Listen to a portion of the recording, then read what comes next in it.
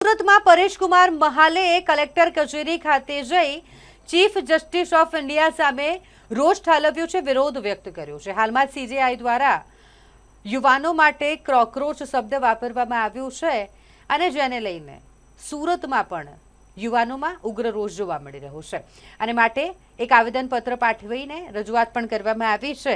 સવાલ પૂછનારાઓને પોલીસની ધમકી મળતી હોવાના પણ ગંભીર આક્ષેપ કરવામાં આવ્યા છે। દારૂ અને અનાજ માફિયાઓ સામે કડક કાર્યવાહી કરવામાં આવે તેવી રજૂઆત પણ કરવામાં આવી છે। તંત્ર અને સરકારના વલણથી નારાજ યુવાનોએ હવે પરિવર્તનની તૈયારી કરી લીધી છે તેમ પણ કહ્યું।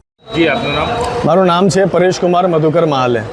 શું કહેશો, શા માટે આજ રોજ અમે કલેક્ટર ઓફિસ આવ્યા છીએ। સુપ્રીમ કોર્ટના જે સીજેઆઈ છે, ચીફ જસ્ટિસ ઓફ ઇન્ડિયા, જે બેરોજગાર યુવાનો છે, જે સોશિયલ મીડિયા પર આવીને પોતાનો રોષ વ્યક્ત કરી રહ્યા છે, જે બેરોજગાર યુવાનો આરટી એક્ટિવિસ્ટ બની રહ્યા છે, જે બેરોજગાર યુવાનો પત્રકાર બની રહ્યા છે અને સીજેઆઈ દ્વારા આ તમામ બેરોજગાર યુવાનોને અને આરટી એક્ટિવિસ્ટોને જે કોકરોચ તરીકે સંબોધન કરવામાં આવ્યું છે સીજેઆઈ દ્વારા, એ શબ્દોનો અમે અને સીજેઆઈ સાહેબનો વિરોધ કરીએ છીએ। શા માટે વિરોધ કરો છો? ખુલ્લેઆમ ભ્રષ્ટાચાર ચાલુ છે, તંત્ર જવાબ નથી આપી રહ્યું।